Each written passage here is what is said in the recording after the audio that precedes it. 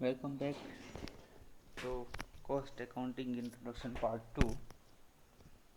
First part के अंतर्गत हमने लागत का अर्थ समझा था, लागत लेखांकन के के कारण को समझा था, लागत लेखांकन की अवधारणा के बारे में हम पढ़ रहे थे, जिसके अंतर्गत 4 अवधारणाएं हमने पूरी कर ली थी। वास्तविक लागत, अनुमानित प्राप्त लागत, सीमांत लागत और रूपांतरण लागत। अब जो आपकी 5वीं अवधारणा है वो है अवसर लागत, अपॉर्चुनिटी कॉस्ट। अवसर लागत या वैकल्पिक लागत से आशय किसी संपत्ति को वैकल्पिक प्रयोग में लाने से उससे अब तक मिलने वाले लाभ को त्यागने की लागत से है। ध्यान से सुनना, अवसर का मतलब होता है कि कोई अदर अपॉर्चुनिटी मिलना। यदि अगर अदर अपॉर्चुनिटी मिलती है तो ऐसे सिचुएशन के अंतर्गत जो पहली अपॉर्चुनिटी थी, पहला जो अपना कार्य था, उससे जो लाभ हो रहे थे उन लाभों से हमें क्या होना पड़ेगा, वंचित होना पड़ेगा। तो वो जो लाभ है वो जो लाभ हमें मिल रहे हैं वो अब नहीं मिलेंगे, तो हमें उससे क्या होगी, हानि होगी। तो वो जो हानि हो रही है वो हमें क्या, हमारे लिए क्या होगी, अवसर लागत कहलाएगी। सीधा सा अर्थ यहाँ पर समझा रखा है, जैसे कि मैं समझा रहा हूँ आपको कि अवसर लागत या वैकल्पिक लागत से आशय की संपत्ति को वैकल्पिक प्रयोग में लाने से उससे अब तक मिलने वाले लाभ को त्यागने की लागत से है। अब लाभ को त्यागेंगे यानी कि हमें क्या होगी, हानि होगी। इसको एक उदाहरण के द्वारा समझाता हूँ। जैसे कि किसी व्यक्ति के पास में एक कारखाना भवन है और उस कारखाना भवन के अंतर्गत 4 भाग हैं। 3 भाग के अंतर्गत तो वो अपना कार्य करता है, लेकिन जो चौथा भाग है उसको वो क्या कर रहा है, किराए पर दे रहा है। अब चौथा भाग किराए पर दे रहा है। अब उसको ऐसा लगा कि मैं 3 भाग तो कार्य अपना कारखाना चला रहा हूँ, मैं चौथा कारखाने के चौथा भाग है उसमें भी मैं अपना प्लांट स्थापित कर दूँ। अब उसका विषय बनता है प्लांट लगाने का। तो वो जैसे प्लांट लगाते समय प्लांट लगाने की लागत ज्ञात करते समय उसे इस बात का विचार करना पड़ेगा कि किराया जो अब तक प्राप्त होता था वो आगे प्राप्त नहीं होगा। तो अब उस फार्ट के अंतर्गत उसने प्लांट लगा दिया। प्लांट लगाने पर उसे उस पर जो किराया मिला था, चौथे भाग पर जो किराया मिला था वो अब नहीं मिलेगा। तो वो जो किराया नहीं मिलेगा और जो किराए की हानि हो रही है वही क्या कहलाएगी, अवसर लागत कहलाएगी। अब उसके बाद अपॉर्चुनिटी थी, अवसर था, या तो वो किराए पर दे या फिर वो उसमें प्लांट लगाए। उसके बाद अल्टरनेट उपलब्ध था, तो उसने क्या डिसाइड किया कि वो वहाँ पर प्लांट लगाए। तो प्लांट लगाने का डिसाइड करने पर अब उस प्लांट के लगाने की लागत ज्ञात करनी होती है। तो प्लांट की लागत ज्ञात करते समय हमें ध्यान रखना होगा कि उसकी अवसर लागत क्या है। तो उसने जैसे ही प्लांट लगाया उसको पहले जो लाभ किराया मिल रहा था वो किराया नहीं मिल रहा है, तो अब जो किराए की हानि हो रही है वो उसके लिए क्या होगी, अवसर लागत कहलाएगी। तो यही उसका अर्थ है, अवसर लागत का अर्थ सामान्य भाषा के अंतर्गत उसका अपॉर्चुनिटी कहते हैं। और अपॉर्चुनिटी का मतलब होता है कि आपके पास में एक और अवसर है, यानी कि एक और कार्य आप कर सकते हो।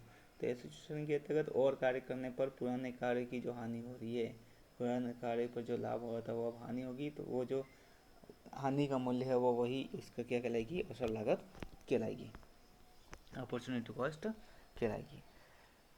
अब नेक्स्ट सॉरी, मैं आपको ये बीच में एक 5वीं जो आपकी कॉस्ट कॉन्सेप्ट थी वो मैं आपको मिस कर गया। अभी मैंने डायरेक्ट आपको 6ठी बता दी।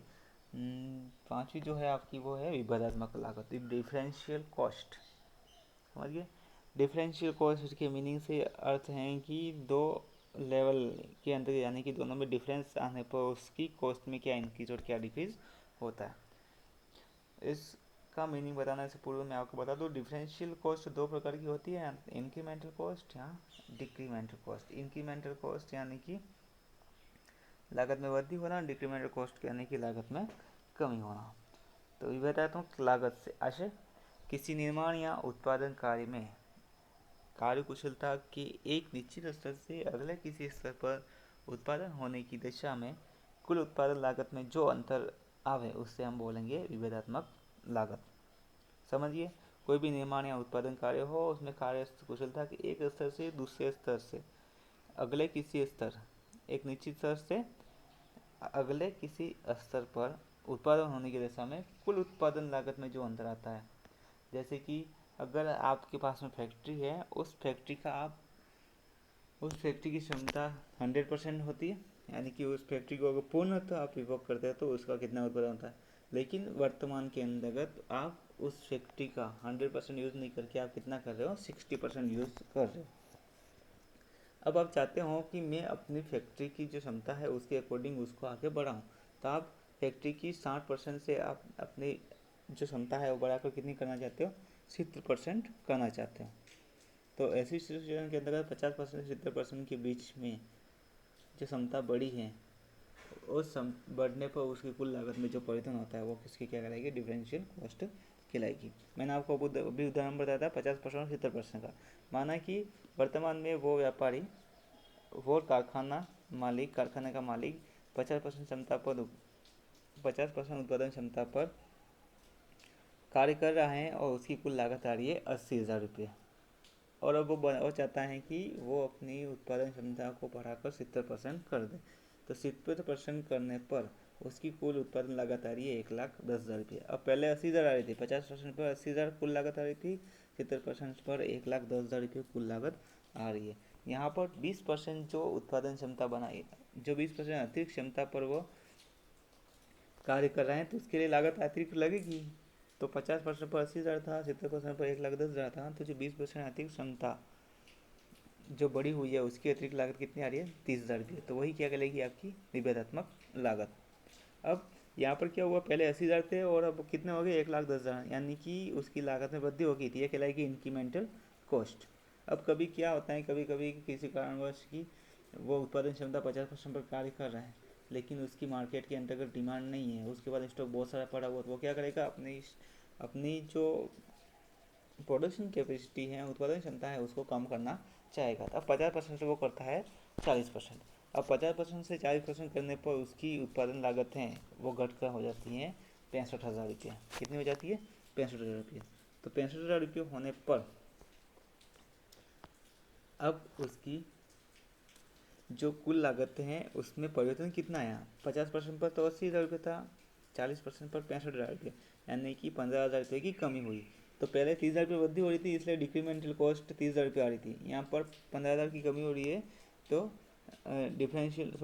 ऊपर जो 30,000 रुपये वो डिफरेंशियल कॉस्ट 30,000 रुपये आ रही थी, और यहाँ पर जो कमी हो रही है यानी कि डिफरेंशियल कॉस्ट कितनी आ रही है, 15,000 रुपये, उसमें वृद्धि हो रही थी, यानी कि उस डिफरेंशियल कॉस्ट को हम बोलेंगे इंक्रीमेंटल कॉस्ट। यहाँ पर कमी हो रही है, इसलिए इस डिफरेंशियल कॉस्ट को बोलेंगे हम डिक्रीमेंटल कॉस्ट। ये है आपका डिफरेंशियल कॉस्ट, यानी कि एक स्तर से दूसरे स्तर पर जाने पर उसकी कुल लागत जो परिवर्तन होता है, उत्पादन क्षमता यानी लेवल लेवल उत्पादन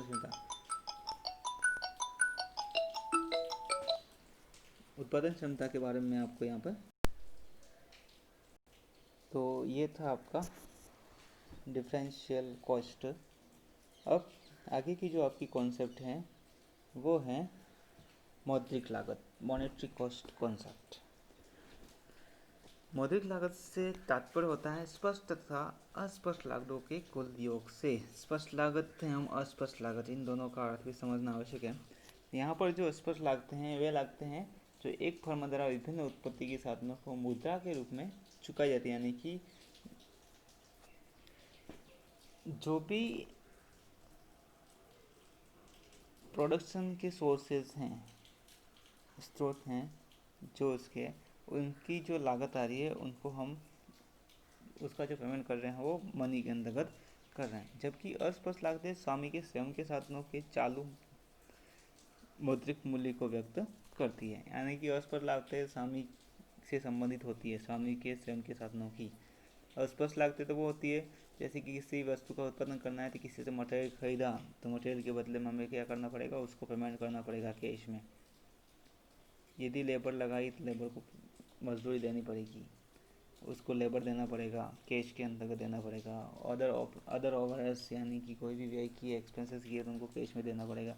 लेकिन कुछ लागतें ऐसी होती हैं जैसे कि कारखाना है, तो कारखाना का मालिक स्वयं, उस कारखाना का जो मालिक है वो जो प्रोडक्शन करने वाला है उसका खुद का है कारखाना, यानी कि अपने ही कारखाने के अंतर्गत वह उत्पादन कर रहा है। तो ऐसी सिचुएशन के अंतर्गत उस कारखाने का जो किराया होगा वो अस्पष्ट लागतें कहलाएगी। वर्षासी का जो यानी कि जो मालिक है उसके जो उसके जो समय बिताया उस पर उसका जो पारिश्रमिक होगा वह उसका क्या होगा, अस्पष्ट लागतें होगी। उसके अलावा उसने उसमें इन्वेस्टमेंट किया तो उस पर जो इंटरेस्ट होगा वो भी अस्पष्ट लागतें होगी, क्योंकि ये सब क्या है, स्वामी की स्वयं के कार्य हैं और स्वयं के कार्य की जो मूल्य है वो व्यक्त करता है। तो मौद्रिक लागत से ऐसे ये होता है कि स्पष्ट लागत, अब ये सब करने के बदले में वो क्या चाहता है उस व्यवसाय से कि वो मुझे प्रॉफिट मिले, जनरल प्रॉफिट मिले।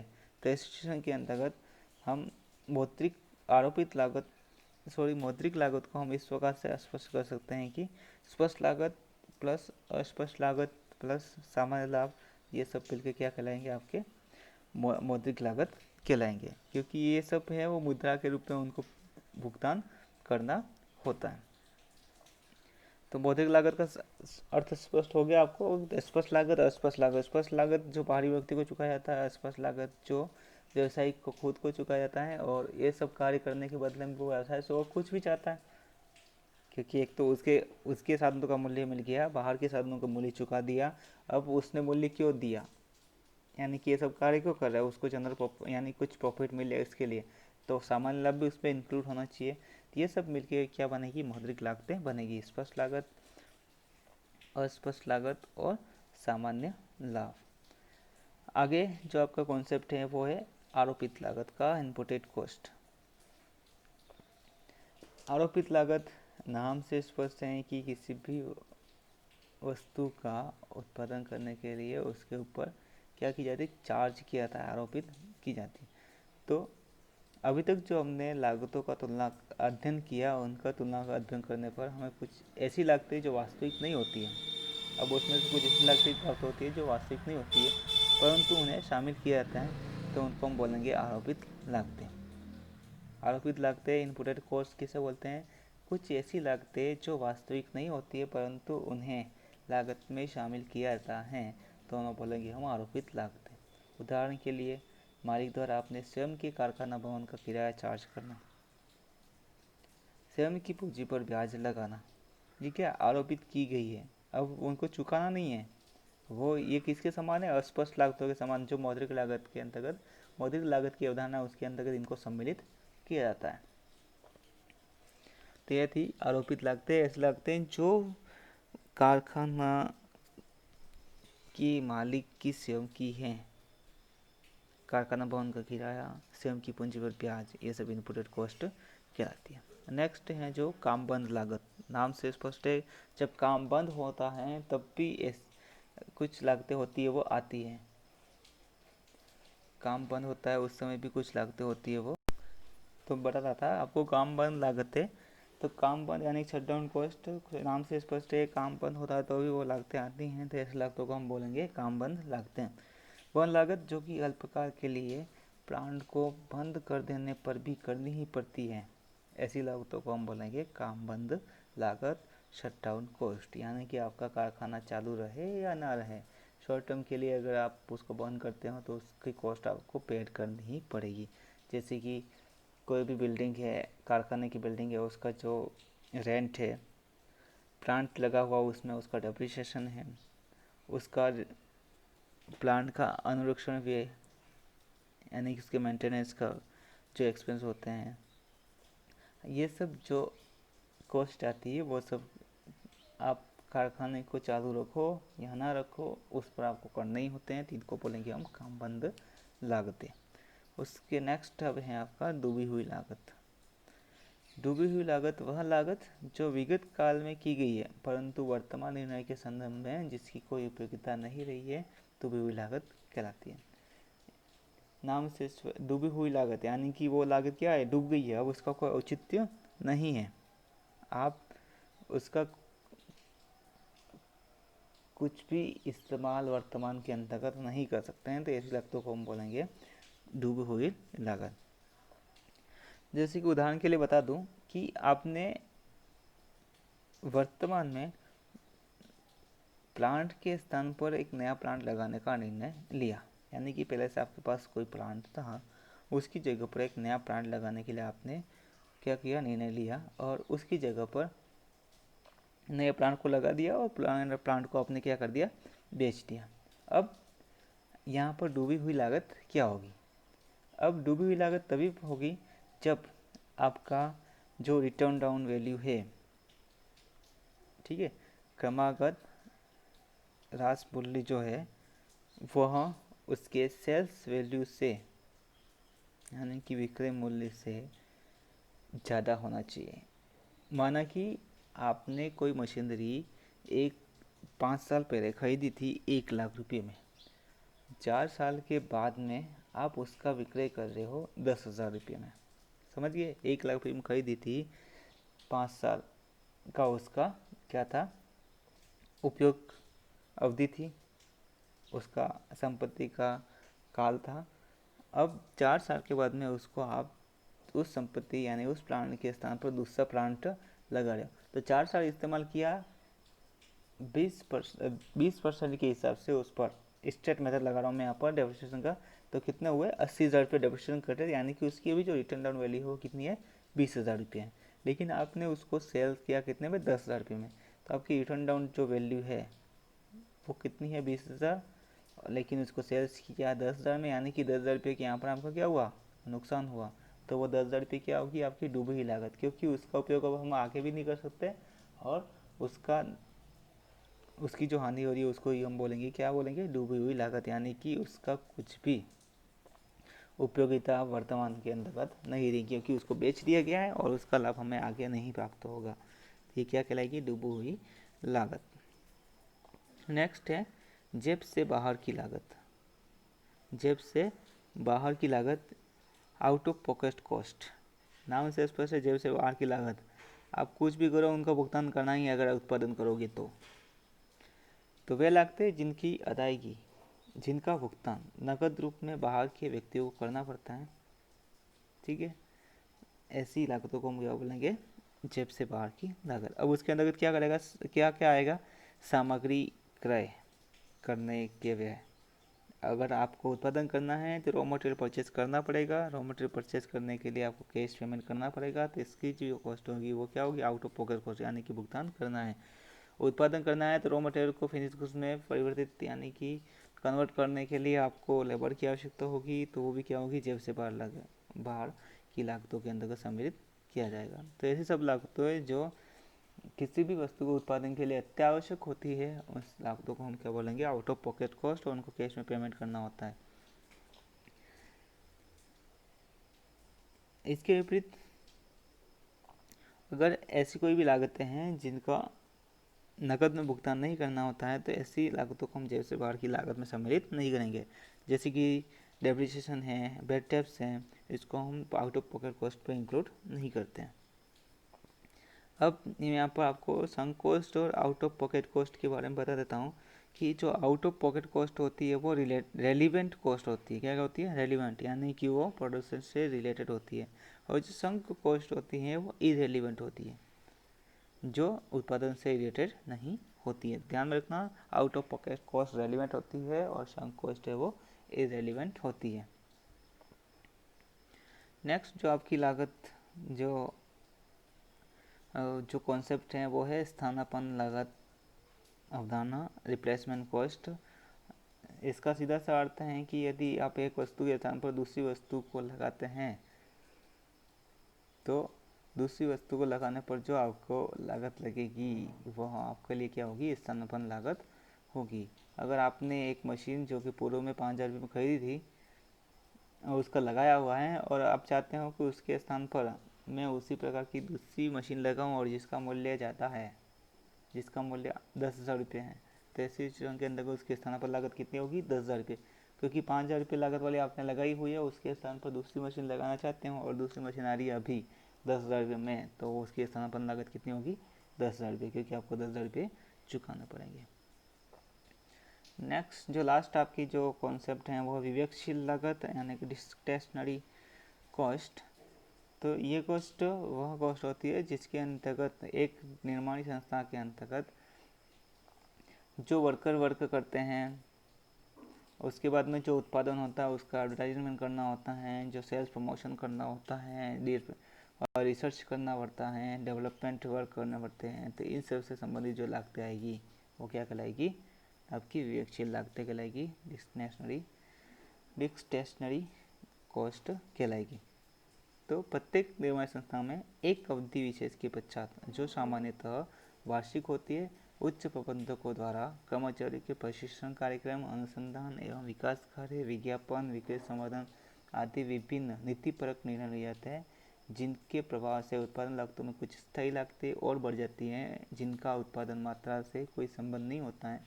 ऐसी अस्थायी लागत को हम विवेकशील लागत कहते हैं। आगे जो आपकी कॉस्ट अकाउंटेंसी लागत देखा जा सकता है कि जो 5 पार्ट बता रखे हैं, cost accounting, costing, cost control, budgetary control यानी कॉस्ट ऑडिट, ये जो 5 भाग हैं वो कॉस्ट अकाउंटेंसी के लिए आवश्यक हैं। यदि ये 5 भाग नहीं है तो कॉस्ट अकाउंटिंग का पूर्ण रूप से नहीं कर सकते। इसको हम आगे के पार्ट के अंतर्गत पढ़ेंगे। अभी के लिए धन्यवाद।